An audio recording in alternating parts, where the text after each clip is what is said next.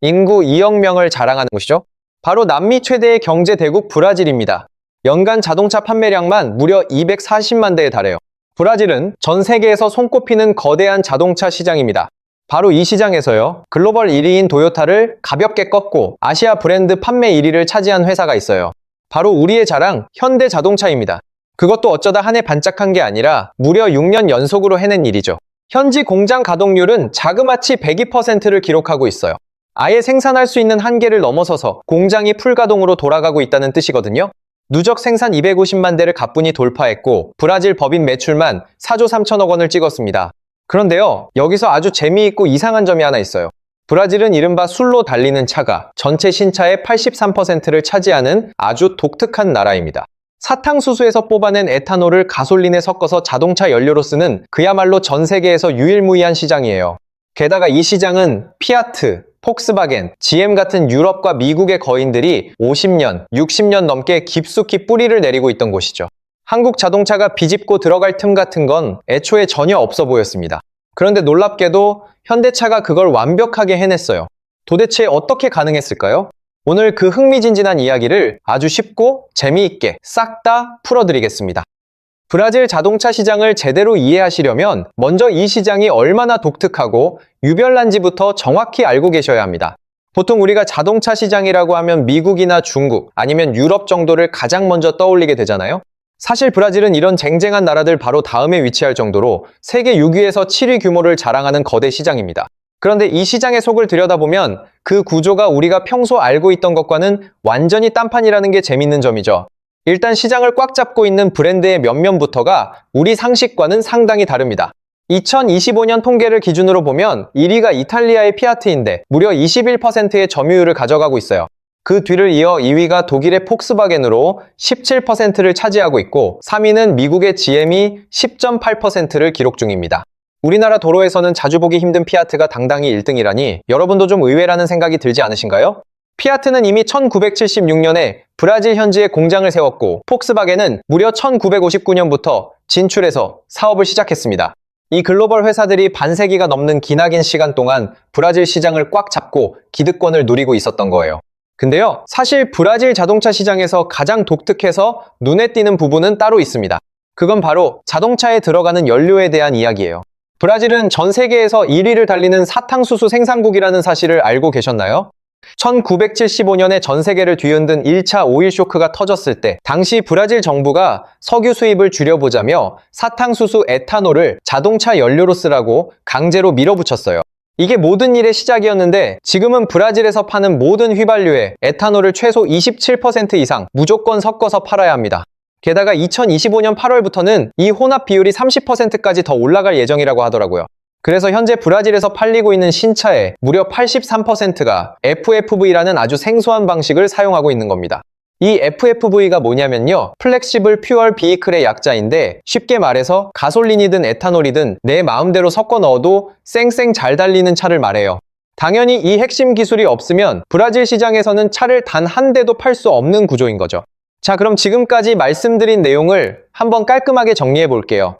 유럽과 미국의 콧대 높은 브랜드들이 50년 넘게 시장을 장악하고 있고 술로 달리는 차라는 전 세계 어디에도 없는 특수한 기술까지 꼭 필요한 시장입니다. 여기에 더해서 수입차의 매기는 관세가 무려 35%나 된다는 점이 정말 무시무시하죠.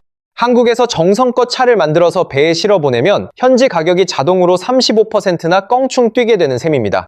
결국 관세와 기술, 그리고 쟁쟁한 경쟁이라는 세 가지 거대한 벽이 한꺼번에 앞을 가로막고 서 있는 아주 힘든 시장이었던 거예요.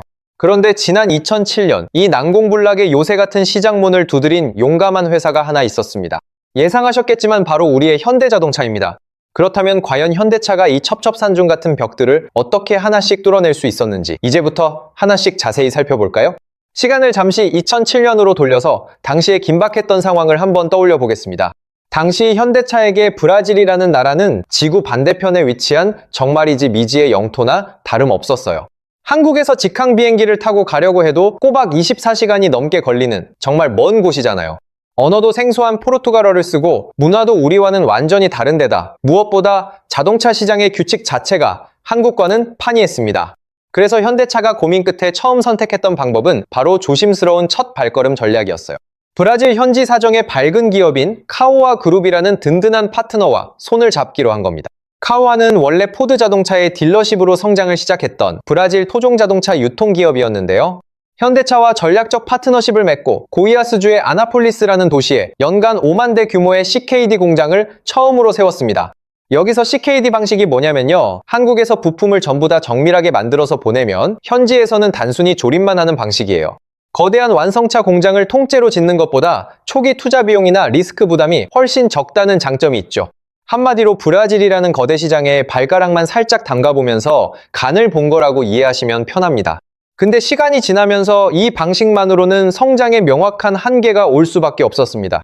핵심 부품들을 여전히 한국에서 가져오다 보니 관세 부담을 완전히 털어낼 수 없었고 연간 5만 대라는 생산량도 너무 적었거든요. 이런 식으로 가다가는 평생 주류가 되지 못하고 틈새 플레이어로만 남겠다는 아주 절박한 위기감이 회사 내부에 커지기 시작했어요.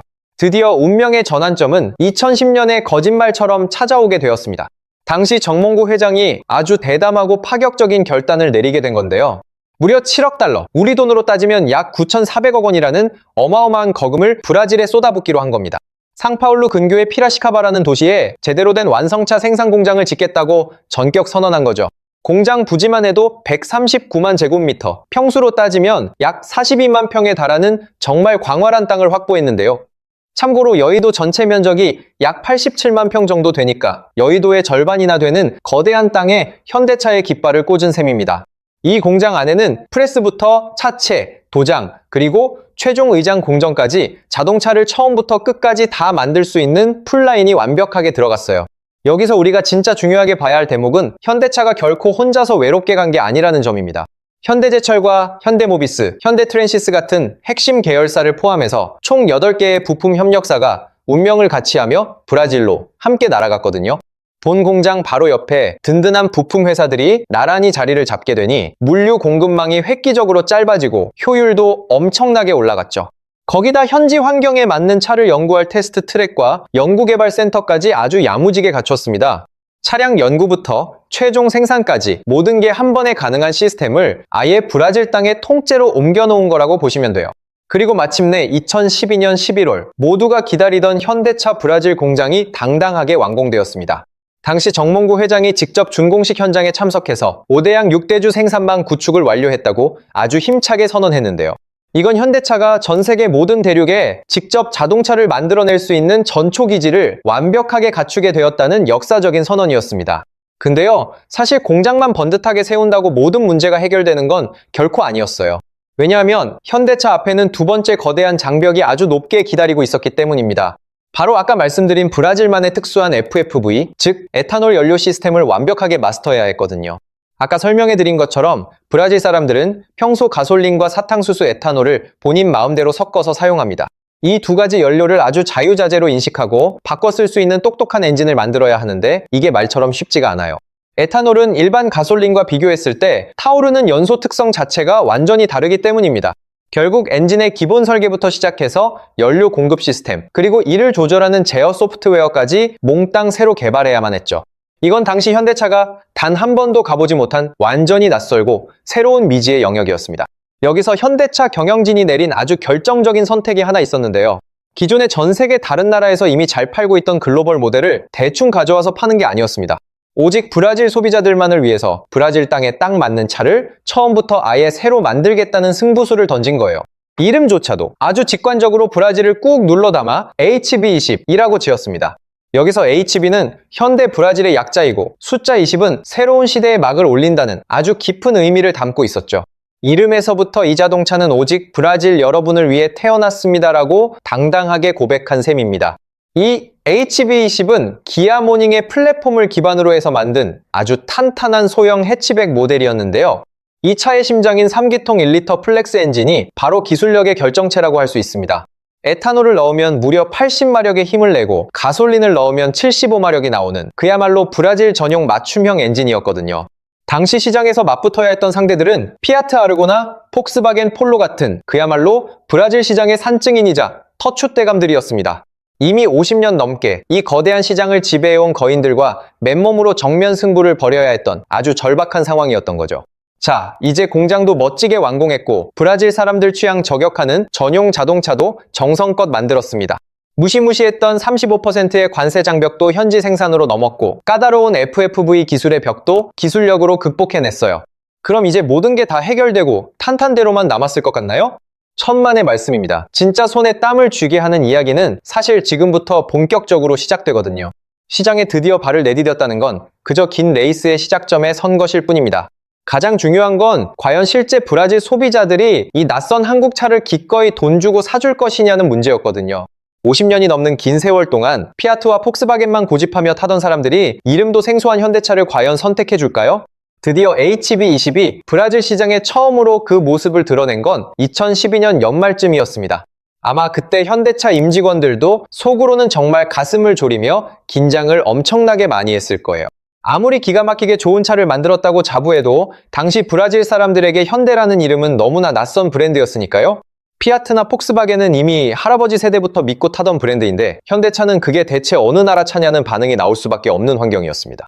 근데요, 막상 뚜껑을 열어보니 그 결과는 업계 관계자 모두의 예상을 완전히 뒤엎어버렸습니다. HB20이 시장에 나오자마자 무려 2013년 브라질 올해의 차로 당당하게 선정되는 파란을 일으켰거든요.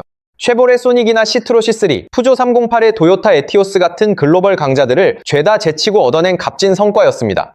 그런데 이게 단지 시작일 뿐이었고 진짜 놀라운 일은 그 다음에 벌어졌습니다. 올해의 차 수상을 시작으로 브라질의 유력 언론사들이 주관하는 자동차상을 무려 7개나 연속으로 휩쓸어버린 거예요. 단일 차종 하나가 7관왕을 달성했다는 건 브라질 자동차 역사상 유례를 찾아볼 수 없는 대기록이었습니다. 대체 현대차가 뭘 어떻게 했길래 이런 말도 안 되는 반응이 터져 나온 걸까요? 그건 바로 현대차가 브라질 소비자들의 가려운 곳을 정말 정확하게 긁어줬기 때문입니다. 당시 HB20의 시작 가격은 약 89,690헤알 정도로 우리 돈으로 환산하면 약 2,100만 원 수준이었는데요. 보통 이 정도 가격대의 소형차라고 하면 아주 기본적인 기능만 들어가는 게 상식처럼 통용되던 시절이었습니다. 그런데 현대차는 여기에 당시 브라질 소형차급에서는 도저히 상상조차 할 수 없었던 고급 옵션들을 과감하게 넣어버렸어요. 블루링크라는 최첨단 커넥티드 기능을 전격 탑재했는데 이게 당시로선 정말 신세계 같은 기술이었거든요. 내 스마트폰을 이용해서 차 시동을 미리 걸어둘 수도 있고 에어컨 온도 조절은 물론 문 잠금까지 원격으로 할 수 있는 기능입니다. 지금이야 우리에게 익숙하지만 2012년 당시에 2,100만 원짜리 소형차에 이런 기능이 들어갔다는 건 브라질 사람들에게 충격 그 자체였죠.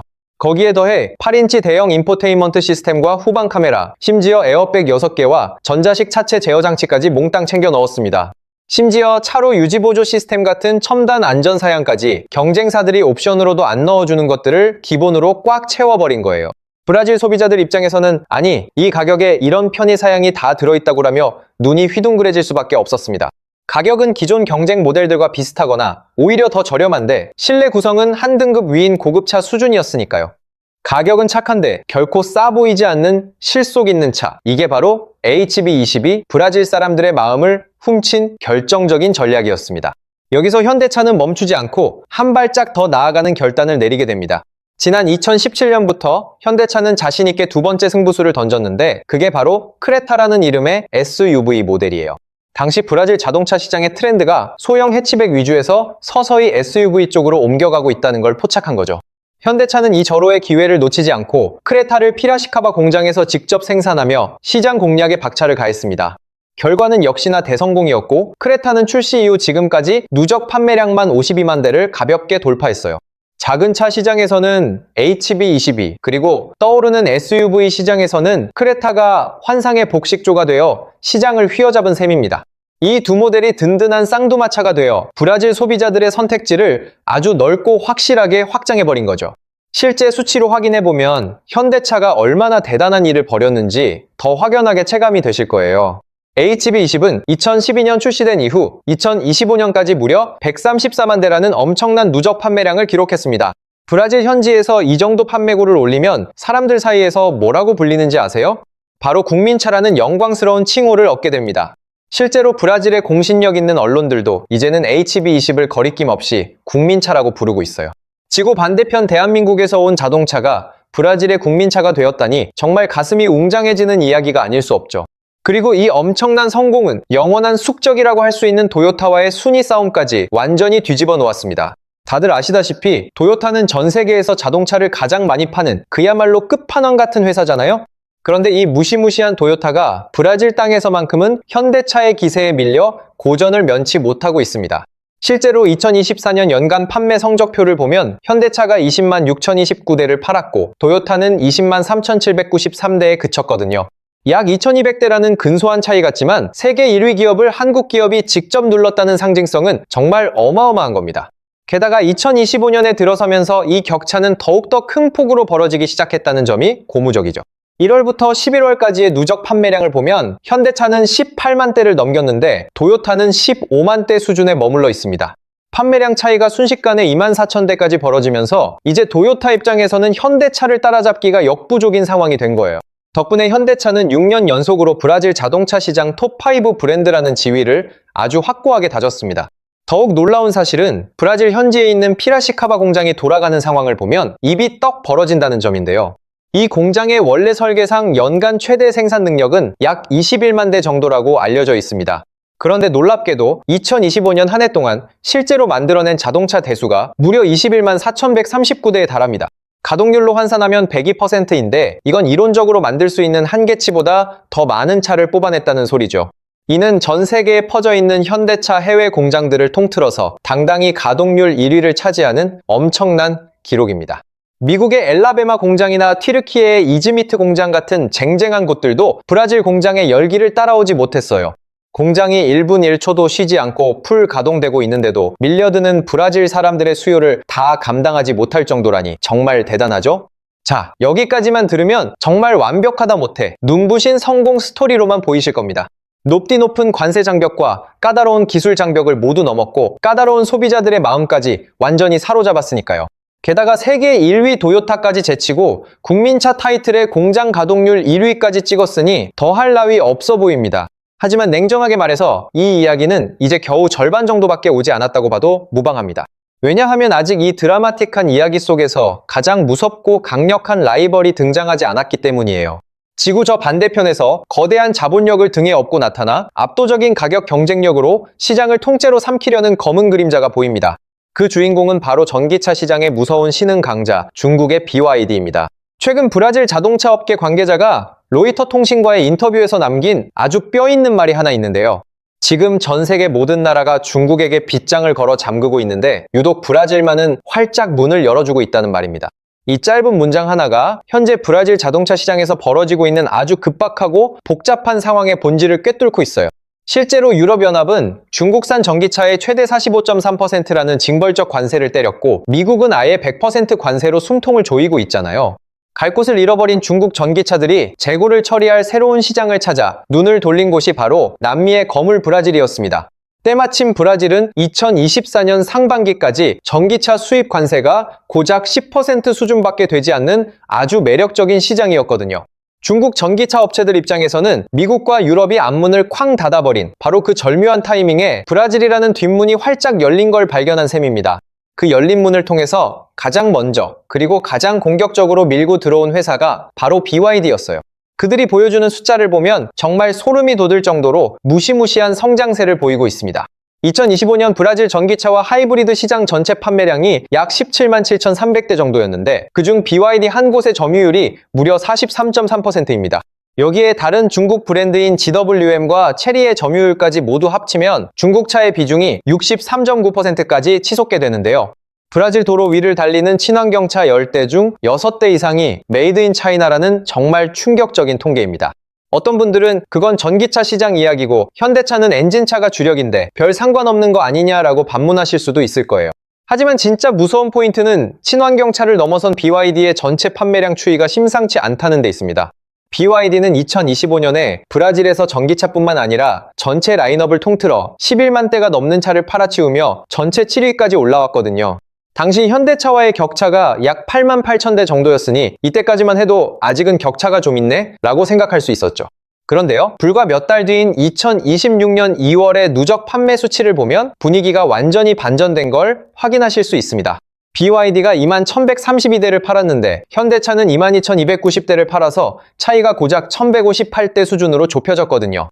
불과 1년 만에 9만 대 가까이 나던 격차가 단 1,000대 차이로 줄어들었다는 건 정말 말도 안 되는 속도의 추격전입니다.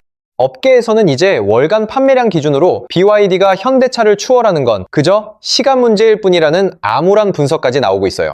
게다가 BYD는 단순히 중국에서 만든 차를 배에 실어와서 파는 수준에 머물지 않겠다는 아주 무서운 계획을 세웠습니다.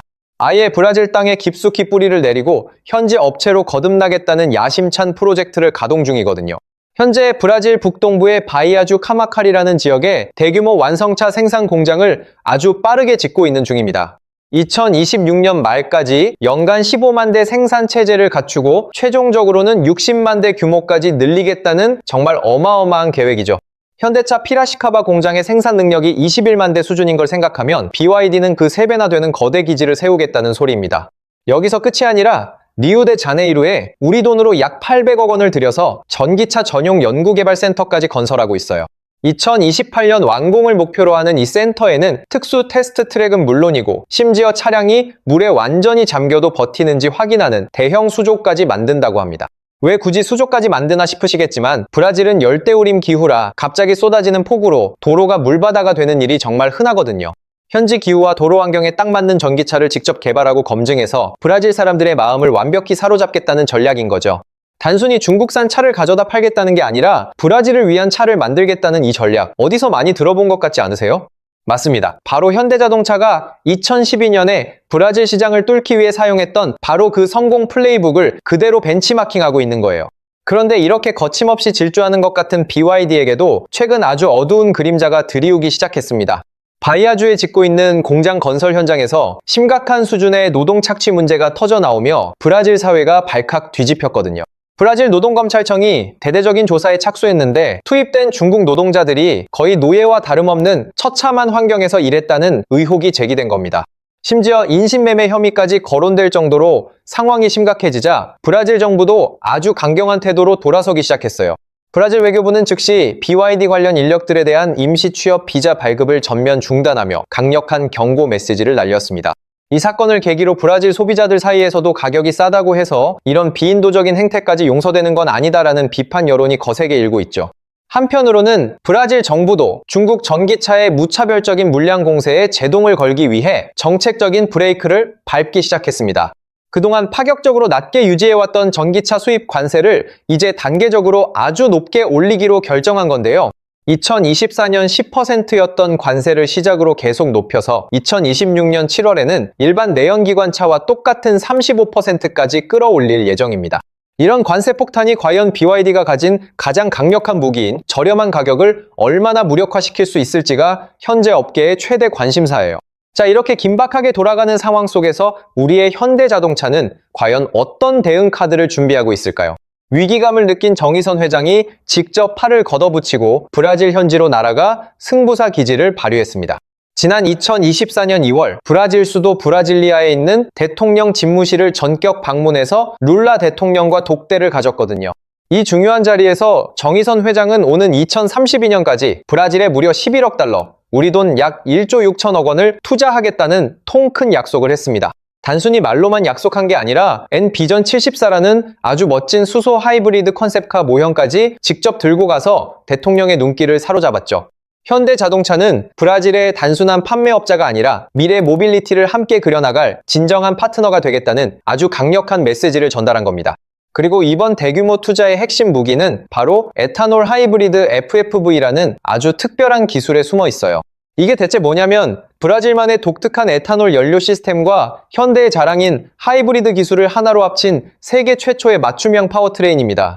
현대차가 이 고난도 기술을 독자적으로 개발해서 브라질 시장을 다시 한번 선점하겠다고 공식 선언한 거예요. 여기서 우리가 주목해야 할 점은 이 기술이 중국의 BYD가 결코 쉽게 따라할 수 없는 현대차만의 독보적인 영역이라는 사실입니다. BYD의 강점은 어디까지나 배터리를 기반으로 한 순수 전기차의 가격 경쟁력이지 이런 복잡한 혼합 연료 기술이 아니거든요. 현재 브라질 신차 시장의 83%가 에탄올 연료를 쓰고 있는 상황에서 에탄올 하이브리드는 전기차의 효율성과 내연기관의 편리함을 동시에 잡는 최고의 대안이 될 수 있습니다. 현대차가 지난 14년 동안 브라질 현지에서 묵묵히 쌓아온 FFV 기술 노하우가 드디어 빛을 발하는 순간이 온 거죠.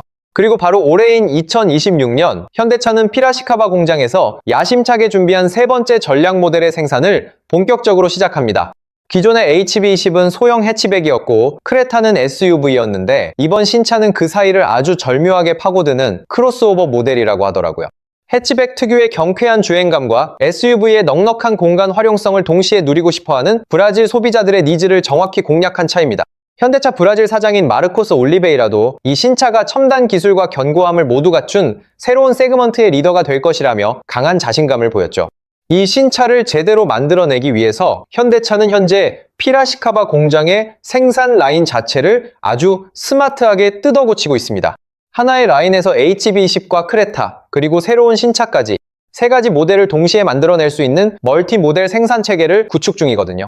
시장의 유행이 바뀔 때마다 어떤 모델을 더 많이 생산할지 아주 유연하고 빠르게 대처할 수 있는 강력한 무기를 갖게 되는 셈입니다.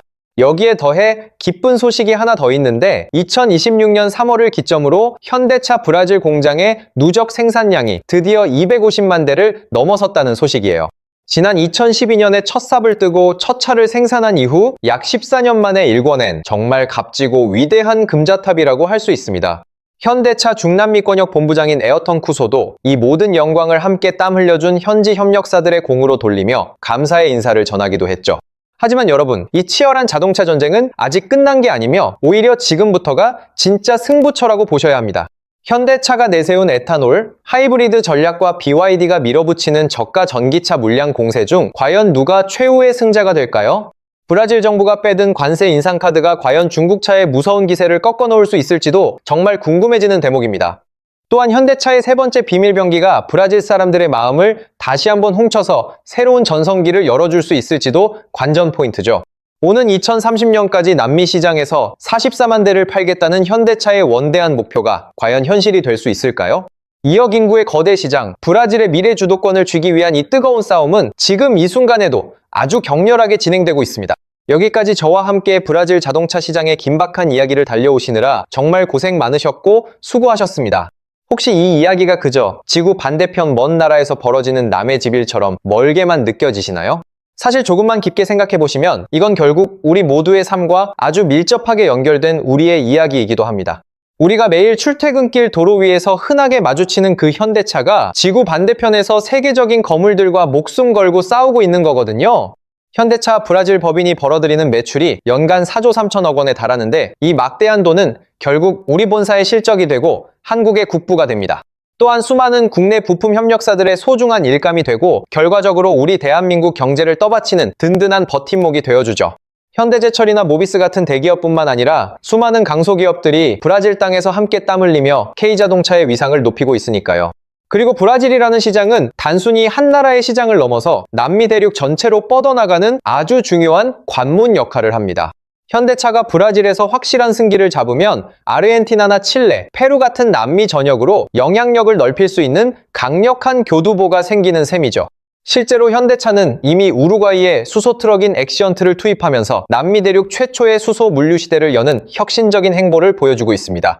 이번 이야기를 정리하면서 제가 개인적으로 가장 깊은 인상을 받았던 부분은 현대차의 현지화에 대한 진심이었습니다.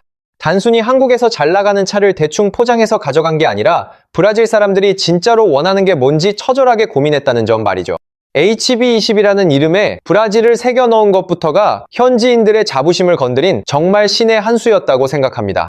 한 번도 해본 적 없던 에탄올 엔진 기술을 끝내 개발해냈고 가성비를 넘어선 프리미엄급 옵션으로 소비자의 마음을 훔친 것도 대단하죠. 그 진심 어린 노력들이 모여서 누적 134만 대 판매라는 대기록과 도요타 추월이라는 기적 같은 성적표를 만들어낸 거라고 봅니다.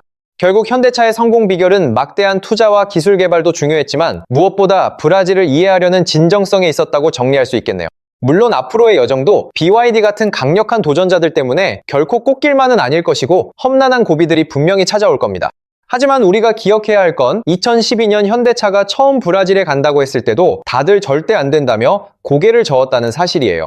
반세기가 넘는 기득권을 가진 유럽과 독일 브랜드들 사이에서 이름도 없던 한국차가 보란듯이 성공했잖아요. 지금 이 시간에도 상파울루 근처 피라시카바 공장에서는 컨베이어 벨트가 102%의 열기로 아주 뜨겁게 돌아가고 있을 겁니다. 브라질 사람들의 더 나은 내일을 책임질 자동차를 만들며 한국인의 저력을 유감없이 보여주고 있는 그들의 다음 챕터가 벌써 기대되지 않나요? 그런데 사실 현대차가 지금 이 순간 전 세계 곳곳에서 벌이고 있는 치열한 전쟁터는 브라질뿐만이 아닙니다. 그래서 다음 영상에서는 현대차가 또 다른 대륙에서 어떤 드라마틱한 승부를 펼치고 있는지 그 흥미진진한 이야기를 들려드리려고 해요. 오늘 영상이 유익하셨다면 잊지 마시고 좋아요 한 번씩 꼭 눌러주시고 브라질 이야기 외에 궁금한 자동차 소식이 있다면 언제든 댓글 남겨주세요. 구독과 알림 설정까지 미리 해두시면 다음번에 올라올 더 재밌고 유익한 경제 이야기들을 놓치지 않고 바로 만나보실 수 있습니다.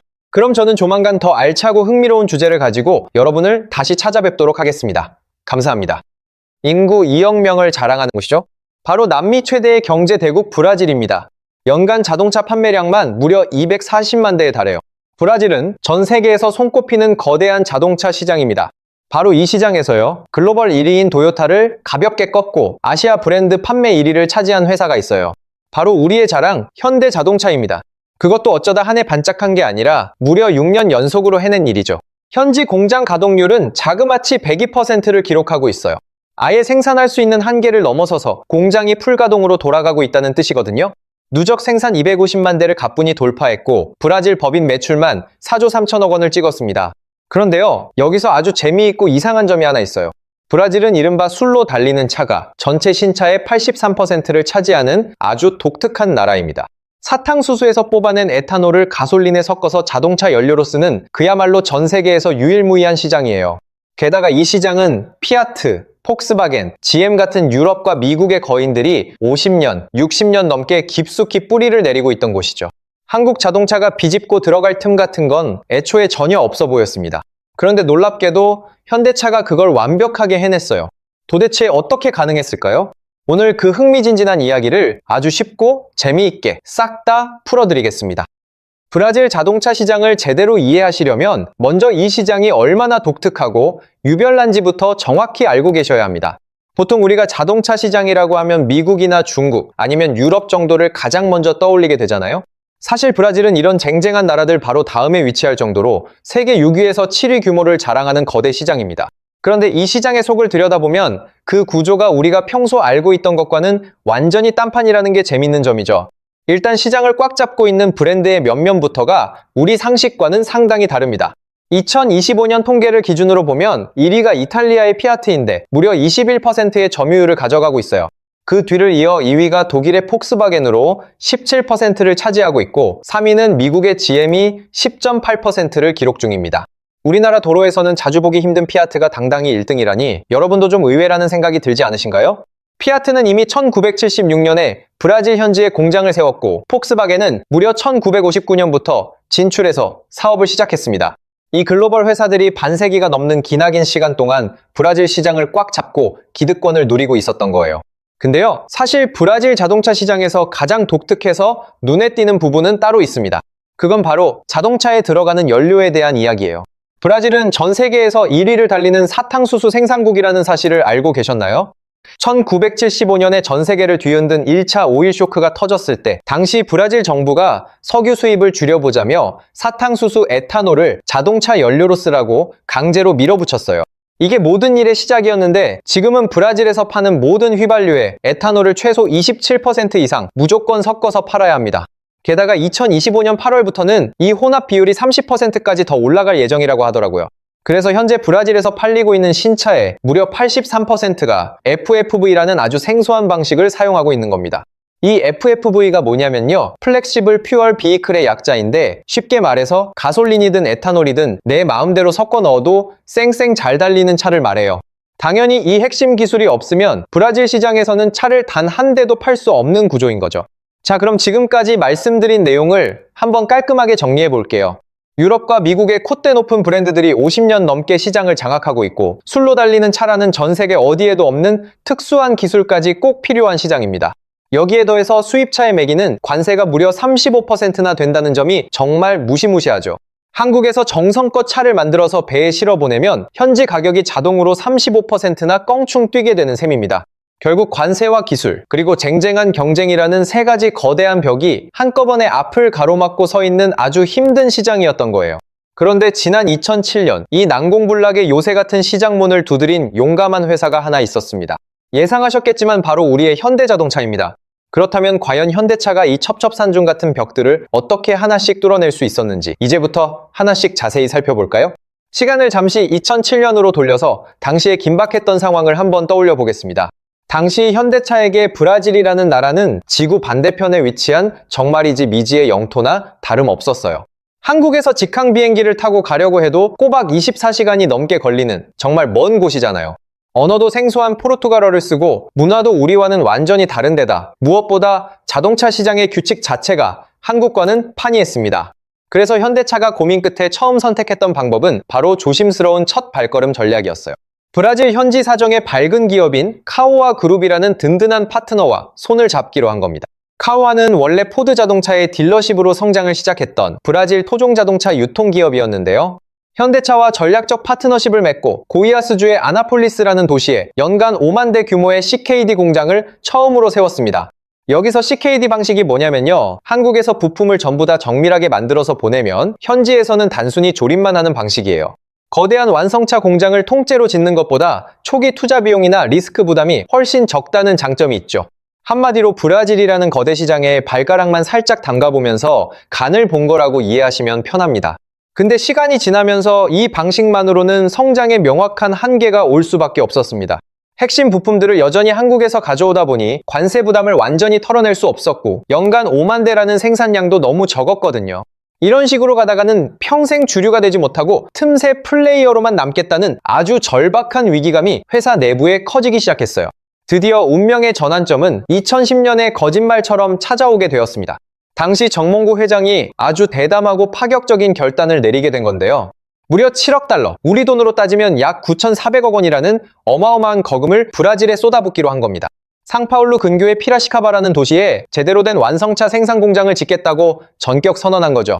공장 부지만 해도 139만 제곱미터, 평수로 따지면 약 42만 평에 달하는 정말 광활한 땅을 확보했는데요. 참고로 여의도 전체 면적이 약 87만 평 정도 되니까 여의도의 절반이나 되는 거대한 땅에 현대차의 깃발을 꽂은 셈입니다. 이 공장 안에는 프레스부터 차체, 도장, 그리고 최종 의장 공정까지 자동차를 처음부터 끝까지 다 만들 수 있는 풀라인이 완벽하게 들어갔어요. 여기서 우리가 진짜 중요하게 봐야 할 대목은 현대차가 결코 혼자서 외롭게 간 게 아니라는 점입니다. 현대제철과 현대모비스, 현대트랜시스 같은 핵심 계열사를 포함해서 총 8개의 부품 협력사가 운명을 같이하며 브라질로 함께 날아갔거든요. 본 공장 바로 옆에 든든한 부품 회사들이 나란히 자리를 잡게 되니 물류 공급망이 획기적으로 짧아지고 효율도 엄청나게 올라갔죠. 거기다 현지 환경에 맞는 차를 연구할 테스트 트랙과 연구개발센터까지 아주 야무지게 갖췄습니다. 차량 연구부터 최종 생산까지 모든 게 한 번에 가능한 시스템을 아예 브라질 땅에 통째로 옮겨놓은 거라고 보시면 돼요. 그리고 마침내 2012년 11월 모두가 기다리던 현대차 브라질 공장이 당당하게 완공되었습니다. 당시 정몽구 회장이 직접 준공식 현장에 참석해서 5대양 6대주 생산망 구축을 완료했다고 아주 힘차게 선언했는데요. 이건 현대차가 전 세계 모든 대륙에 직접 자동차를 만들어낼 수 있는 전초기지를 완벽하게 갖추게 되었다는 역사적인 선언이었습니다. 근데요, 사실 공장만 번듯하게 세운다고 모든 문제가 해결되는 건 결코 아니었어요. 왜냐하면 현대차 앞에는 두 번째 거대한 장벽이 아주 높게 기다리고 있었기 때문입니다. 바로 아까 말씀드린 브라질만의 특수한 FFV, 즉 에탄올 연료 시스템을 완벽하게 마스터해야 했거든요. 아까 설명해드린 것처럼 브라질 사람들은 평소 가솔린과 사탕수수 에탄올을 본인 마음대로 섞어서 사용합니다. 이 두 가지 연료를 아주 자유자재로 인식하고 바꿔 쓸 수 있는 똑똑한 엔진을 만들어야 하는데 이게 말처럼 쉽지가 않아요. 에탄올은 일반 가솔린과 비교했을 때 타오르는 연소 특성 자체가 완전히 다르기 때문입니다. 결국 엔진의 기본 설계부터 시작해서 연료 공급 시스템, 그리고 이를 조절하는 제어 소프트웨어까지 몽땅 새로 개발해야만 했죠. 이건 당시 현대차가 단 한 번도 가보지 못한 완전히 낯설고 새로운 미지의 영역이었습니다. 여기서 현대차 경영진이 내린 아주 결정적인 선택이 하나 있었는데요. 기존의 전 세계 다른 나라에서 이미 잘 팔고 있던 글로벌 모델을 대충 가져와서 파는 게 아니었습니다. 오직 브라질 소비자들만을 위해서 브라질 땅에 딱 맞는 차를 처음부터 아예 새로 만들겠다는 승부수를 던진 거예요. 이름조차도 아주 직관적으로 브라질을 꾹 눌러 담아 HB20이라고 지었습니다. 여기서 HB는 현대 브라질의 약자이고 숫자 20은 새로운 시대의 막을 올린다는 아주 깊은 의미를 담고 있었죠. 이름에서부터 이 자동차는 오직 브라질 여러분을 위해 태어났습니다라고 당당하게 고백한 셈입니다. 이 HB20은 기아 모닝의 플랫폼을 기반으로 해서 만든 아주 탄탄한 소형 해치백 모델이었는데요. 이 차의 심장인 3기통 1리터 플렉스 엔진이 바로 기술력의 결정체라고 할 수 있습니다. 에탄올을 넣으면 무려 80마력의 힘을 내고 가솔린을 넣으면 75마력이 나오는 그야말로 브라질 전용 맞춤형 엔진이었거든요. 당시 시장에서 맞붙어야 했던 상대들은 피아트 아르고나 폭스바겐 폴로 같은 그야말로 브라질 시장의 산증인이자 터줏대감들이었습니다. 이미 50년 넘게 이 거대한 시장을 지배해온 거인들과 맨몸으로 정면 승부를 벌여야 했던 아주 절박한 상황이었던 거죠. 자, 이제 공장도 멋지게 완공했고 브라질 사람들 취향 저격하는 전용 자동차도 정성껏 만들었습니다. 무시무시했던 35%의 관세 장벽도 현지 생산으로 넘었고 까다로운 FFV 기술의 벽도 기술력으로 극복해냈어요. 그럼 이제 모든 게 다 해결되고 탄탄대로만 남았을 것 같나요? 천만의 말씀입니다. 진짜 손에 땀을 쥐게 하는 이야기는 사실 지금부터 본격적으로 시작되거든요. 시장에 드디어 발을 내디뎠다는 건 그저 긴 레이스의 시작점에 선 것일 뿐입니다. 가장 중요한 건 과연 실제 브라질 소비자들이 이 낯선 한국 차를 기꺼이 돈 주고 사줄 것이냐는 문제였거든요. 50년이 넘는 긴 세월 동안 피아트와 폭스바겐만 고집하며 타던 사람들이 이름도 생소한 현대차를 과연 선택해줄까요? 드디어 HB20이 브라질 시장에 처음으로 그 모습을 드러낸 건 2012년 연말쯤이었습니다. 아마 그때 현대차 임직원들도 속으로는 정말 가슴을 졸이며 긴장을 엄청나게 많이 했을 거예요. 아무리 기가 막히게 좋은 차를 만들었다고 자부해도 당시 브라질 사람들에게 현대라는 이름은 너무나 낯선 브랜드였으니까요. 피아트나 폭스바겐은 이미 할아버지 세대부터 믿고 타던 브랜드인데 현대차는 그게 대체 어느 나라 차냐는 반응이 나올 수밖에 없는 환경이었습니다. 근데요, 막상 뚜껑을 열어보니 그 결과는 업계 관계자 모두의 예상을 완전히 뒤엎어버렸습니다. HB20이 시장에 나오자마자 무려 2013년 브라질 올해의 차로 당당하게 선정되는 파란을 일으켰거든요. 쉐보레 소닉이나 시트로 C3, 푸조 308의 도요타 에티오스 같은 글로벌 강자들을 죄다 제치고 얻어낸 값진 성과였습니다. 그런데 이게 단지 시작일 뿐이었고 진짜 놀라운 일은 그 다음에 벌어졌습니다. 올해의 차 수상을 시작으로 브라질의 유력 언론사들이 주관하는 자동차상을 무려 7개나 연속으로 휩쓸어버린 거예요. 단일 차종 하나가 7관왕을 달성했다는 건 브라질 자동차 역사상 유례를 찾아볼 수 없는 대기록이었습니다. 대체 현대차가 뭘 어떻게 했길래 이런 말도 안 되는 반응이 터져 나온 걸까요? 그건 바로 현대차가 브라질 소비자들의 가려운 곳을 정말 정확하게 긁어줬기 때문입니다. 당시 HB20의 시작 가격은 약 89,690헤알 정도로 우리 돈으로 환산하면 약 2,100만 원 수준이었는데요. 보통 이 정도 가격대의 소형차라고 하면 아주 기본적인 기능만 들어가는 게 상식처럼 통용되던 시절이었습니다. 그런데 현대차는 여기에 당시 브라질 소형차급에서는 도저히 상상조차 할 수 없었던 고급 옵션들을 과감하게 넣어버렸어요. 블루링크라는 최첨단 커넥티드 기능을 전격 탑재했는데 이게 당시로선 정말 신세계 같은 기술이었거든요. 내 스마트폰을 이용해서 차 시동을 미리 걸어둘 수도 있고 에어컨 온도 조절은 물론 문 잠금까지 원격으로 할 수 있는 기능입니다. 지금이야 우리에게 익숙하지만 2012년 당시에 2,100만 원짜리 소형차에 이런 기능이 들어갔다는 건 브라질 사람들에게 충격 그 자체였죠. 거기에 더해 8인치 대형 인포테인먼트 시스템과 후방 카메라, 심지어 에어백 6개와 전자식 차체 제어 장치까지 몽땅 챙겨 넣었습니다. 심지어 차로 유지보조 시스템 같은 첨단 안전사양까지 경쟁사들이 옵션으로도 안 넣어주는 것들을 기본으로 꽉 채워버린 거예요. 브라질 소비자들 입장에서는 아니, 이 가격에 이런 편의사양이 다 들어있다고라며 눈이 휘둥그레질 수밖에 없었습니다. 가격은 기존 경쟁 모델들과 비슷하거나 오히려 더 저렴한데 실내 구성은 한 등급 위인 고급차 수준이었으니까요. 가격은 착한데 결코 싸 보이지 않는 실속 있는 차. 이게 바로 HB20이 브라질 사람들의 마음을 훔친 결정적인 전략이었습니다. 여기서 현대차는 멈추지 않고 한 발짝 더 나아가는 결단을 내리게 됩니다. 지난 2017년부터 현대차는 자신있게 두 번째 승부수를 던졌는데 그게 바로 크레타라는 이름의 SUV 모델이에요. 당시 브라질 자동차 시장의 트렌드가 소형 해치백 위주에서 서서히 SUV 쪽으로 옮겨가고 있다는 걸 포착한 거죠. 현대차는 이 절호의 기회를 놓치지 않고 크레타를 피라시카바 공장에서 직접 생산하며 시장 공략에 박차를 가했습니다. 결과는 역시나 대성공이었고 크레타는 출시 이후 지금까지 누적 판매량만 52만 대를 가볍게 돌파했어요. 작은 차 시장에서는 HB22, 그리고 떠오르는 SUV 시장에서는 크레타가 환상의 복식조가 되어 시장을 휘어잡은 셈입니다. 이 두 모델이 든든한 쌍두마차가 되어 브라질 소비자들의 선택지를 아주 넓고 확실하게 확장해버린 거죠. 실제 수치로 확인해보면 현대차가 얼마나 대단한 일을 벌였는지 더 확연하게 체감이 되실 거예요. HB20은 2012년 출시된 이후 2025년까지 무려 134만 대라는 엄청난 누적 판매량을 기록했습니다. 브라질 현지에서 이 정도 판매고를 올리면 사람들 사이에서 뭐라고 불리는지 아세요? 바로 국민차라는 영광스러운 칭호를 얻게 됩니다. 실제로 브라질의 공신력 있는 언론들도 이제는 HB20을 거리낌 없이 국민차라고 부르고 있어요. 지구 반대편 대한민국에서 온 자동차가 브라질의 국민차가 되었다니 정말 가슴이 웅장해지는 이야기가 아닐 수 없죠. 그리고 이 엄청난 성공은 영원한 숙적이라고 할 수 있는 도요타와의 순위 싸움까지 완전히 뒤집어 놓았습니다. 다들 아시다시피 도요타는 전 세계에서 자동차를 가장 많이 파는 그야말로 끝판왕 같은 회사잖아요?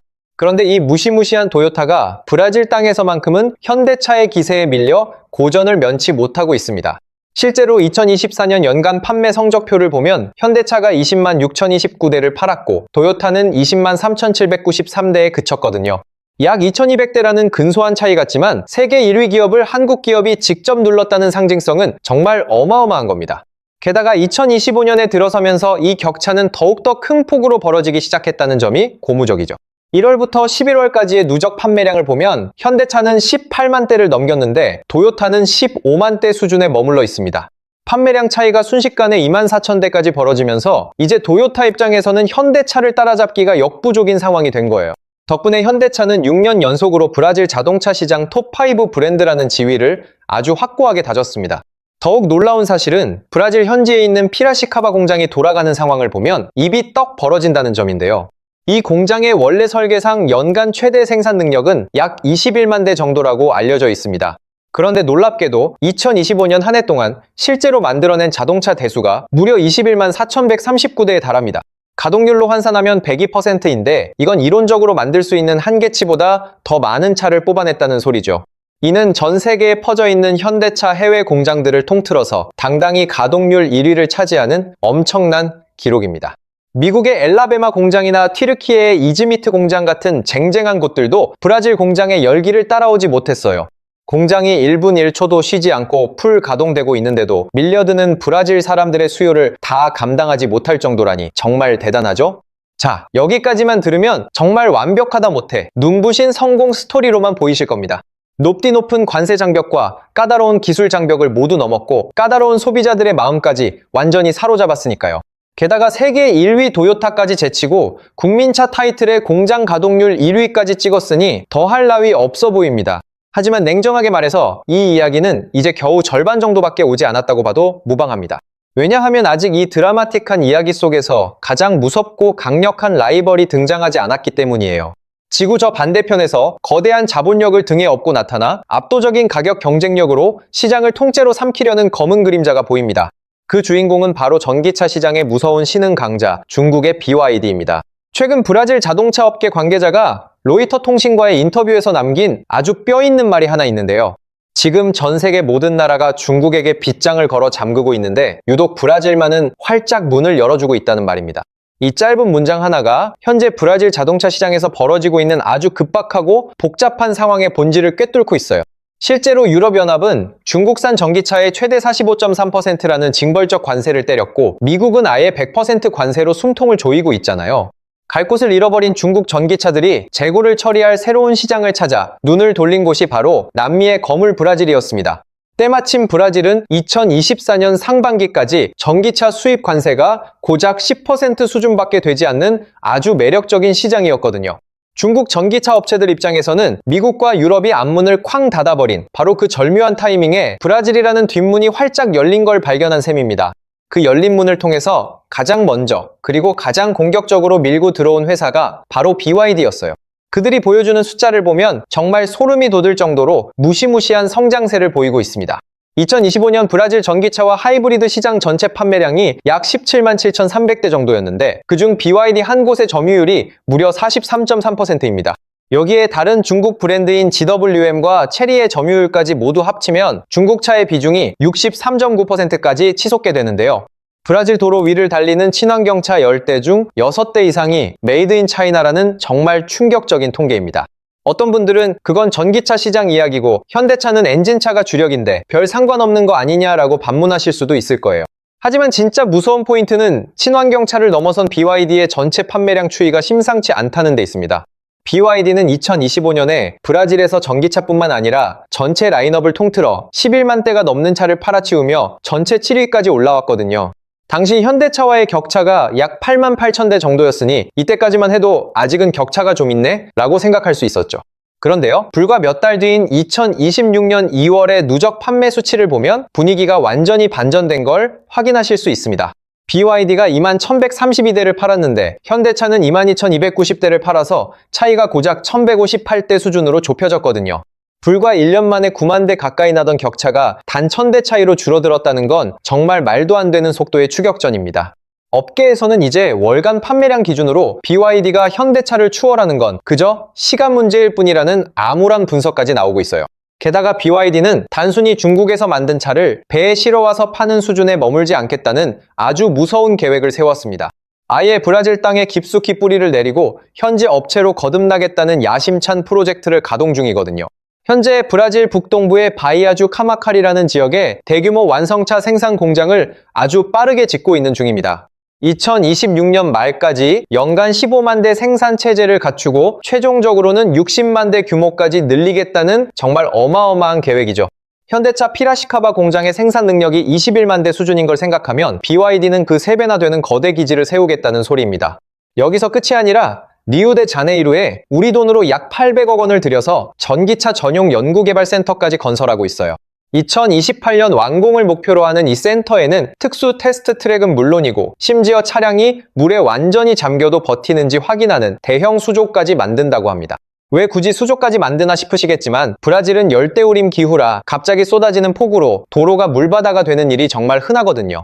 현지 기후와 도로 환경에 딱 맞는 전기차를 직접 개발하고 검증해서 브라질 사람들의 마음을 완벽히 사로잡겠다는 전략인 거죠.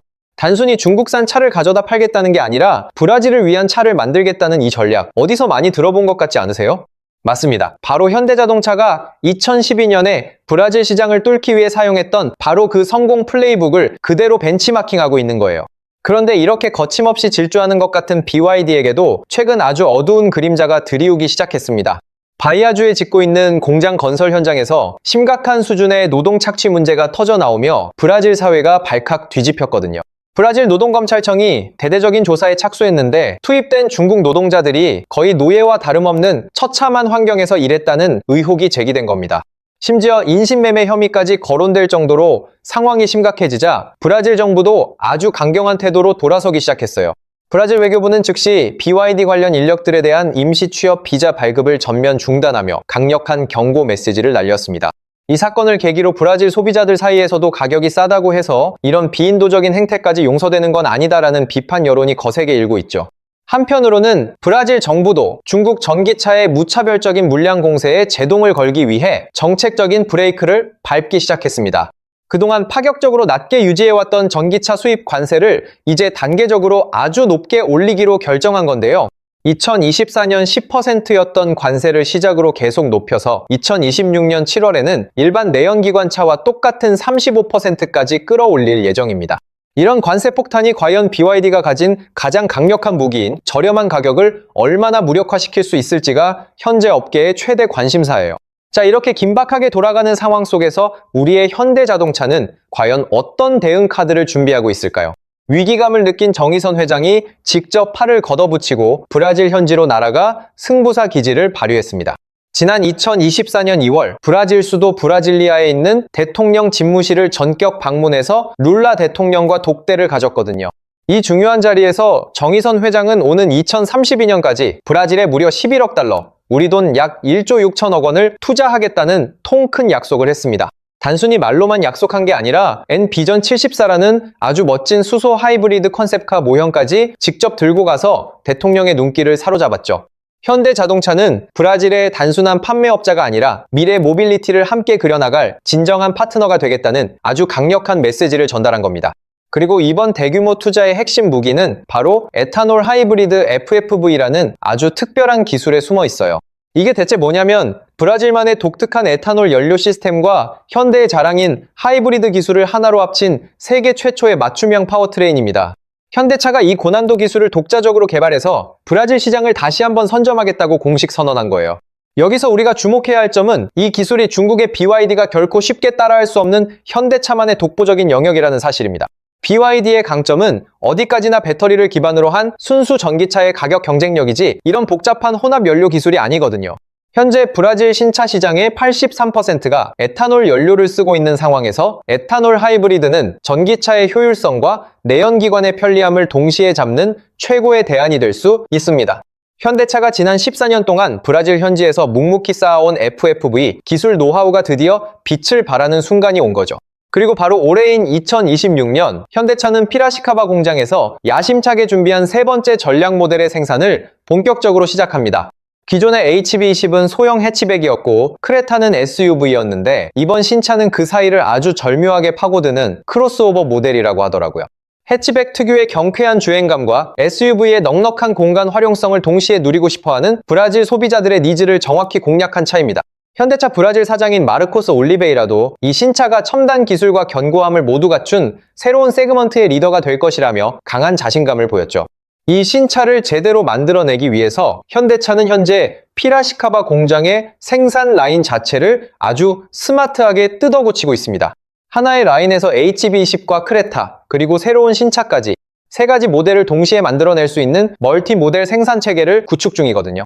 시장의 유행이 바뀔 때마다 어떤 모델을 더 많이 생산할지 아주 유연하고 빠르게 대처할 수 있는 강력한 무기를 갖게 되는 셈입니다.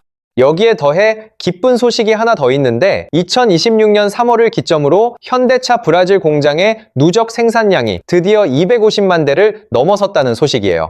지난 2012년에 첫 삽을 뜨고 첫 차를 생산한 이후 약 14년 만에 일궈낸 정말 값지고 위대한 금자탑이라고 할 수 있습니다.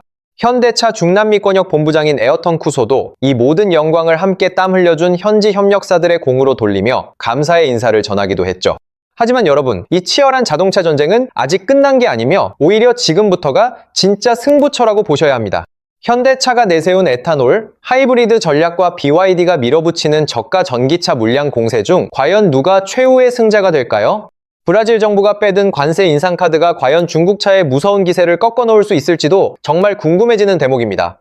또한 현대차의 세 번째 비밀병기가 브라질 사람들의 마음을 다시 한번 훔쳐서 새로운 전성기를 열어줄 수 있을지도 관전 포인트죠. 오는 2030년까지 남미 시장에서 44만 대를 팔겠다는 현대차의 원대한 목표가 과연 현실이 될 수 있을까요? 2억 인구의 거대 시장, 브라질의 미래 주도권을 쥐기 위한 이 뜨거운 싸움은 지금 이 순간에도 아주 격렬하게 진행되고 있습니다. 여기까지 저와 함께 브라질 자동차 시장의 긴박한 이야기를 달려오시느라 정말 고생 많으셨고 수고하셨습니다. 혹시 이 이야기가 그저 지구 반대편 먼 나라에서 벌어지는 남의 집일처럼 멀게만 느껴지시나요? 사실 조금만 깊게 생각해보시면 이건 결국 우리 모두의 삶과 아주 밀접하게 연결된 우리의 이야기이기도 합니다. 우리가 매일 출퇴근길 도로 위에서 흔하게 마주치는 그 현대차가 지구 반대편에서 세계적인 거물들과 목숨 걸고 싸우고 있는 거거든요. 현대차 브라질 법인이 벌어들이는 매출이 연간 4조 3천억 원에 달하는데 이 막대한 돈은 결국 우리 본사의 실적이 되고 한국의 국부가 됩니다. 또한 수많은 국내 부품 협력사들의 소중한 일감이 되고 결과적으로 우리 대한민국 경제를 떠받치는 든든한 버팀목이 되어주죠. 현대제철이나 모비스 같은 대기업뿐만 아니라 수많은 강소기업들이 브라질 땅에서 함께 땀 흘리며 K자동차의 위상을 높이고 있으니까요. 그리고 브라질이라는 시장은 단순히 한 나라의 시장을 넘어서 남미 대륙 전체로 뻗어나가는 아주 중요한 관문 역할을 합니다. 현대차가 브라질에서 확실한 승기를 잡으면 아르헨티나나 칠레, 페루 같은 남미 전역으로 영향력을 넓힐 수 있는 강력한 교두보가 생기는 셈이죠. 실제로 현대차는 이미 우루과이에 수소 트럭인 엑시언트를 투입하면서 남미 대륙 최초의 수소 물류 시대를 여는 혁신적인 행보를 보여주고 있습니다.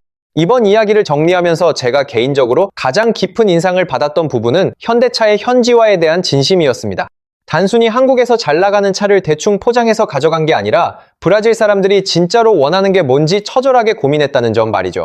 HB20이라는 이름에 브라질을 새겨 넣은 것부터가 현지인들의 자부심을 건드린 정말 신의 한 수였다고 생각합니다. 한 번도 해본 적 없던 에탄올 엔진 기술을 끝내 개발해냈고 가성비를 넘어선 프리미엄급 옵션으로 소비자의 마음을 훔친 것도 대단하죠. 그 진심 어린 노력들이 모여서 누적 134만 대 판매라는 대기록과 도요타 추월이라는 기적 같은 성적표를 만들어낸 거라고 봅니다. 결국 현대차의 성공 비결은 막대한 투자와 기술 개발도 중요했지만 무엇보다 브라질을 이해하려는 진정성에 있었다고 정리할 수 있겠네요. 물론 앞으로의 여정도 BYD 같은 강력한 도전자들 때문에 결코 꽃길만은 아닐 것이고 험난한 고비들이 분명히 찾아올 겁니다. 하지만 우리가 기억해야 할 건 2012년 현대차가 처음 브라질에 간다고 했을 때도 다들 절대 안 된다며 고개를 저었다는 사실이에요. 반세기가 넘는 기득권을 가진 유럽과 독일 브랜드들 사이에서 이름도 없던 한국차가 보란듯이 성공했잖아요. 지금 이 시간에도 상파울루 근처 피라시카바 공장에서는 컨베이어 벨트가 102%의 열기로 아주 뜨겁게 돌아가고 있을 겁니다. 브라질 사람들의 더 나은 내일을 책임질 자동차를 만들며 한국인의 저력을 유감없이 보여주고 있는 그들의 다음 챕터가 벌써 기대되지 않나요? 그런데 사실 현대차가 지금 이 순간 전 세계 곳곳에서 벌이고 있는 치열한 전쟁터는 브라질뿐만이 아닙니다. 그래서 다음 영상에서는 현대차가 또 다른 대륙에서 어떤 드라마틱한 승부를 펼치고 있는지 그 흥미진진한 이야기를 들려드리려고 해요. 오늘 영상이 유익하셨다면 잊지 마시고 좋아요 한 번씩 꼭 눌러주시고 브라질 이야기 외에 궁금한 자동차 소식이 있다면 언제든 댓글 남겨주세요. 구독과 알림 설정까지 미리 해두시면 다음번에 올라올 더 재밌고 유익한 경제 이야기들을 놓치지 않고 바로 만나보실 수 있습니다. 그럼 저는 조만간 더 알차고 흥미로운 주제를 가지고 여러분을 다시 찾아뵙도록 하겠습니다. 감사합니다. 인구 2억 명을 자랑하는 곳이죠. 바로 남미 최대의 경제 대국 브라질입니다. 연간 자동차 판매량만 무려 240만 대에 달해요. 브라질은 전 세계에서 손꼽히는 거대한 자동차 시장입니다. 바로 이 시장에서요, 글로벌 1위인 도요타를 가볍게 꺾고 아시아 브랜드 판매 1위를 차지한 회사가 있어요. 바로 우리의 자랑, 현대자동차입니다. 그것도 어쩌다 한 해 반짝한 게 아니라 무려 6년 연속으로 해낸 일이죠. 현지 공장 가동률은 자그마치 102%를 기록하고 있어요. 아예 생산할 수 있는 한계를 넘어서서 공장이 풀가동으로 돌아가고 있다는 뜻이거든요. 누적 생산 250만 대를 가뿐히 돌파했고 브라질 법인 매출만 4조 3천억 원을 찍었습니다. 그런데요, 여기서 아주 재미있고 이상한 점이 하나 있어요. 브라질은 이른바 술로 달리는 차가 전체 신차의 83%를 차지하는 아주 독특한 나라입니다. 사탕수수에서 뽑아낸 에탄올을 가솔린에 섞어서 자동차 연료로 쓰는 그야말로 전 세계에서 유일무이한 시장이에요. 게다가 이 시장은 피아트, 폭스바겐, GM 같은 유럽과 미국의 거인들이 50년, 60년 넘게 깊숙이 뿌리를 내리고 있던 곳이죠. 한국 자동차가 비집고 들어갈 틈 같은 건 애초에 전혀 없어 보였습니다. 그런데 놀랍게도 현대차가 그걸 완벽하게 해냈어요. 도대체 어떻게 가능했을까요? 오늘 그 흥미진진한 이야기를 아주 쉽고 재미있게 싹 다 풀어드리겠습니다. 브라질 자동차 시장을 제대로 이해하시려면 먼저 이 시장이 얼마나 독특하고 유별난지부터 정확히 알고 계셔야 합니다. 보통 우리가 자동차 시장이라고 하면 미국이나 중국 아니면 유럽 정도를 가장 먼저 떠올리게 되잖아요. 사실 브라질은 이런 쟁쟁한 나라들 바로 다음에 위치할 정도로 세계 6위에서 7위 규모를 자랑하는 거대 시장입니다. 그런데 이 시장의 속을 들여다보면 그 구조가 우리가 평소 알고 있던 것과는 완전히 딴판이라는 게 재밌는 점이죠. 일단 시장을 꽉 잡고 있는 브랜드의 면면부터가 우리 상식과는 상당히 다릅니다. 2025년 통계를 기준으로 보면 1위가 이탈리아의 피아트인데 무려 21%의 점유율을 가져가고 있어요. 그 뒤를 이어 2위가 독일의 폭스바겐으로 17%를 차지하고 있고 3위는 미국의 GM이 10.8%를 기록 중입니다. 우리나라 도로에서는 자주 보기 힘든 피아트가 당당히 1등이라니 여러분도 좀 의외라는 생각이 들지 않으신가요? 피아트는 이미 1976년에 브라질 현지에 공장을 세웠고 폭스바겐은 무려 1959년부터 진출해서 사업을 시작했습니다. 이 글로벌 회사들이 반세기가 넘는 기나긴 시간 동안 브라질 시장을 꽉 잡고 기득권을 누리고 있었던 거예요. 근데요, 사실 브라질 자동차 시장에서 가장 독특해서 눈에 띄는 부분은 따로 있습니다. 그건 바로 자동차에 들어가는 연료에 대한 이야기예요. 브라질은 전 세계에서 1위를 달리는 사탕수수 생산국이라는 사실을 알고 계셨나요? 1975년에 전 세계를 뒤흔든 1차 오일 쇼크가 터졌을 때 당시 브라질 정부가 석유 수입을 줄여보자며 사탕수수 에탄올을 자동차 연료로 쓰라고 강제로 밀어붙였어요. 이게 모든 일의 시작이었는데 지금은 브라질에서 파는 모든 휘발유에 에탄올을 최소 27% 이상 무조건 섞어서 팔아야 합니다. 게다가 2025년 8월부터는 이 혼합 비율이 30%까지 더 올라갈 예정이라고 하더라고요. 그래서 현재 브라질에서 팔리고 있는 신차의 무려 83%가 FFV라는 아주 생소한 방식을 사용하고 있는 겁니다. 이 FFV가 뭐냐면요. 플렉시블 퓨얼 비이클의 약자인데 쉽게 말해서 가솔린이든 에탄올이든 내 마음대로 섞어 넣어도 쌩쌩 잘 달리는 차를 말해요. 당연히 이 핵심 기술이 없으면 브라질 시장에서는 차를 단 한 대도 팔 수 없는 구조인 거죠. 자, 그럼 지금까지 말씀드린 내용을 한번 깔끔하게 정리해 볼게요. 유럽과 미국의 콧대 높은 브랜드들이 50년 넘게 시장을 장악하고 있고 술로 달리는 차라는 전 세계 어디에도 없는 특수한 기술까지 꼭 필요한 시장입니다. 여기에 더해서 수입차의 매기는 관세가 무려 35%나 된다는 점이 정말 무시무시하죠. 한국에서 정성껏 차를 만들어서 배에 실어 보내면 현지 가격이 자동으로 35%나 껑충 뛰게 되는 셈입니다. 결국 관세와 기술, 그리고 쟁쟁한 경쟁이라는 세 가지 거대한 벽이 한꺼번에 앞을 가로막고 서 있는 아주 힘든 시장이었던 거예요. 그런데 지난 2007년 이 난공불락의 요새 같은 시장문을 두드린 용감한 회사가 하나 있었습니다. 예상하셨겠지만 바로 우리의 현대자동차입니다. 그렇다면 과연 현대차가 이 첩첩산중 같은 벽들을 어떻게 하나씩 뚫어낼 수 있었는지 이제부터 하나씩 자세히 살펴볼까요? 시간을 잠시 2007년으로 돌려서 당시의 긴박했던 상황을 한번 떠올려 보겠습니다. 당시 현대차에게 브라질이라는 나라는 지구 반대편에 위치한 정말이지 미지의 영토나 다름없었어요. 한국에서 직항 비행기를 타고 가려고 해도 꼬박 24시간이 넘게 걸리는 정말 먼 곳이잖아요. 언어도 생소한 포르투갈어를 쓰고 문화도 우리와는 완전히 다른 데다 무엇보다 자동차 시장의 규칙 자체가 한국과는 판이했습니다. 그래서 현대차가 고민 끝에 처음 선택했던 방법은 바로 조심스러운 첫 발걸음 전략이었어요. 브라질 현지 사정의 밝은 기업인 카오아 그룹이라는 든든한 파트너와 손을 잡기로 한 겁니다. 카오아는 원래 포드 자동차의 딜러십으로 성장을 시작했던 브라질 토종 자동차 유통기업이었는데요. 현대차와 전략적 파트너십을 맺고 고이아스주의 아나폴리스라는 도시에 연간 5만 대 규모의 CKD 공장을 처음으로 세웠습니다. 여기서 CKD 방식이 뭐냐면요. 한국에서 부품을 전부 다 정밀하게 만들어서 보내면 현지에서는 단순히 조립만 하는 방식이에요. 거대한 완성차 공장을 통째로 짓는 것보다 초기 투자 비용이나 리스크 부담이 훨씬 적다는 장점이 있죠. 한마디로 브라질이라는 거대 시장에 발가락만 살짝 담가보면서 간을 본 거라고 이해하시면 편합니다. 근데 시간이 지나면서 이 방식만으로는 성장에 명확한 한계가 올 수밖에 없었습니다. 핵심 부품들을 여전히 한국에서 가져오다 보니 관세 부담을 완전히 털어낼 수 없었고 연간 5만 대라는 생산량도 너무 적었거든요. 이런 식으로 가다가는 평생 주류가 되지 못하고 틈새 플레이어로만 남겠다는 아주 절박한 위기감이 회사 내부에 커지기 시작했어요. 드디어 운명의 전환점은 2010년의 거짓말처럼 찾아오게 되었습니다. 당시 정몽구 회장이 아주 대담하고 파격적인 결단을 내리게 된 건데요. 무려 7억 달러, 우리 돈으로 따지면 약 9,400억 원이라는 어마어마한 거금을 브라질에 쏟아붓기로 한 겁니다. 상파울루 근교의 피라시카바라는 도시에 제대로 된 완성차 생산 공장을 짓겠다고 전격 선언한 거죠. 공장 부지만 해도 139만 제곱미터, 평수로 따지면 약 42만 평에 달하는 정말 광활한 땅을 확보했는데요. 참고로 여의도 전체 면적이 약 87만 평 정도 되니까 여의도의 절반이나 되는 거대한 땅에 현대차의 깃발을 꽂은 셈입니다. 이 공장 안에는 프레스부터 차체, 도장, 그리고 최종 의장 공정까지 자동차를 처음부터 끝까지 다 만들 수 있는 풀라인이 완벽하게 들어갔어요. 여기서 우리가 진짜 중요하게 봐야 할 대목은 현대차가 결코 혼자서 외롭게 간 게 아니라는 점입니다. 현대제철과 현대모비스, 현대트랜시스 같은 핵심 계열사를 포함해서 총 8개의 부품 협력사가 운명을 같이하며 브라질로 함께 날아갔거든요.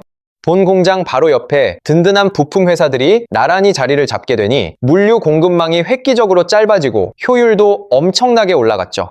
거기다 현지 환경에 맞는 차를 연구할 테스트 트랙과 연구개발센터까지 아주 야무지게 갖췄습니다. 차량 연구부터 최종 생산까지 모든 게 한 번에 가능한 시스템을 아예 브라질 땅에 통째로 옮겨놓은 거라고 보시면 돼요. 그리고 마침내 2012년 11월 모두가 기다리던 현대차 브라질 공장이 당당하게 완공되었습니다. 당시 정몽구 회장이 직접 준공식 현장에 참석해서 5대양 6대주 생산망 구축을 완료했다고 아주 힘차게 선언했는데요. 이건 현대차가 전 세계 모든 대륙에 직접 자동차를 만들어낼 수 있는 전초기지를 완벽하게 갖추게 되었다는 역사적인 선언이었습니다. 근데요, 사실 공장만 번듯하게 세운다고 모든 문제가 해결되는 건 결코 아니었어요. 왜냐하면 현대차 앞에는 두 번째 거대한 장벽이 아주 높게 기다리고 있었기 때문입니다. 바로 아까 말씀드린 브라질만의 특수한 FFV, 즉 에탄올 연료 시스템을 완벽하게 마스터해야 했거든요. 아까 설명해드린 것처럼 브라질 사람들은 평소 가솔린과 사탕수수 에탄올을 본인 마음대로 섞어서 사용합니다. 이 두 가지 연료를 아주 자유자재로 인식하고 바꿔 쓸 수 있는 똑똑한 엔진을 만들어야 하는데 이게 말처럼 쉽지가 않아요. 에탄올은 일반 가솔린과 비교했을 때 타오르는 연소 특성 자체가 완전히 다르기 때문입니다. 결국 엔진의 기본 설계부터 시작해서 연료 공급 시스템, 그리고 이를 조절하는 제어 소프트웨어까지 몽땅 새로 개발해야만 했죠. 이건 당시 현대차가 단 한 번도 가보지 못한 완전히 낯설고 새로운 미지의 영역이었습니다. 여기서 현대차 경영진이 내린 아주 결정적인 선택이 하나 있었는데요. 기존의 전 세계 다른 나라에서 이미 잘 팔고 있던 글로벌 모델을 대충 가져와서 파는 게 아니었습니다. 오직 브라질 소비자들만을 위해서 브라질 땅에 딱 맞는 차를 처음부터 아예 새로 만들겠다는 승부수를 던진 거예요. 이름조차도 아주 직관적으로 브라질을 꾹 눌러 담아 HB20이라고 지었습니다. 여기서 HB는 현대 브라질의 약자이고 숫자 20은 새로운 시대의 막을 올린다는 아주 깊은 의미를 담고 있었죠. 이름에서부터 이 자동차는 오직 브라질 여러분을 위해 태어났습니다라고 당당하게 고백한 셈입니다. 이 HB20은 기아 모닝의 플랫폼을 기반으로 해서 만든 아주 탄탄한 소형 해치백 모델이었는데요. 이 차의 심장인 3기통 1리터 플렉스 엔진이 바로 기술력의 결정체라고 할 수 있습니다. 에탄올을 넣으면 무려 80마력의 힘을 내고 가솔린을 넣으면 75마력이 나오는 그야말로 브라질 전용 맞춤형 엔진이었거든요. 당시 시장에서 맞붙어야 했던 상대들은 피아트 아르고나 폭스바겐 폴로 같은 그야말로 브라질 시장의 산증인이자 터줏대감들이었습니다. 이미 50년 넘게 이 거대한 시장을 지배해온 거인들과 맨몸으로 정면 승부를 벌여야 했던 아주 절박한 상황이었던 거죠. 자, 이제 공장도 멋지게 완공했고 브라질 사람들 취향 저격하는 전용 자동차도 정성껏 만들었습니다. 무시무시했던 35%의 관세 장벽도 현지 생산으로 넘었고 까다로운 FFV 기술의 벽도 기술력으로 극복해냈어요. 그럼 이제 모든 게 다 해결되고 탄탄대로만 남았을 것 같나요? 천만의 말씀입니다. 진짜 손에 땀을 쥐게 하는 이야기는 사실 지금부터 본격적으로 시작되거든요. 시장에 드디어 발을 내디뎠다는 건 그저 긴 레이스의 시작점에 선 것일 뿐입니다. 가장 중요한 건 과연 실제 브라질 소비자들이 이 낯선 한국 차를 기꺼이 돈 주고 사줄 것이냐는 문제였거든요. 50년이 넘는 긴 세월 동안 피아트와 폭스바겐만 고집하며 타던 사람들이 이름도 생소한 현대차를 과연 선택해줄까요? 드디어 HB20이 브라질 시장에 처음으로 그 모습을 드러낸 건 2012년 연말쯤이었습니다. 아마 그때 현대차 임직원들도 속으로는 정말 가슴을 졸이며 긴장을 엄청나게 많이 했을 거예요. 아무리 기가 막히게 좋은 차를 만들었다고 자부해도 당시 브라질 사람들에게 현대라는 이름은 너무나 낯선 브랜드였으니까요. 피아트나 폭스바겐은 이미 할아버지 세대부터 믿고 타던 브랜드인데 현대차는 그게 대체 어느 나라 차냐는 반응이 나올 수밖에 없는 환경이었습니다. 근데요, 막상 뚜껑을 열어보니 그 결과는 업계 관계자 모두의 예상을 완전히 뒤엎어버렸습니다. HB20이 시장에 나오자마자 무려 2013년 브라질 올해의 차로 당당하게 선정되는 파란을 일으켰거든요. 쉐보레 소닉이나 시트로 C3, 푸조 308의 도요타 에티오스 같은 글로벌 강자들을 죄다 제치고 얻어낸 값진 성과였습니다. 그런데 이게 단지 시작일 뿐이었고 진짜 놀라운 일은 그 다음에 벌어졌습니다. 올해의 차 수상을 시작으로 브라질의 유력 언론사들이 주관하는 자동차상을 무려 7개나 연속으로 휩쓸어버린 거예요. 단일 차종 하나가 7관왕을 달성했다는 건 브라질 자동차 역사상 유례를 찾아볼 수 없는 대기록이었습니다.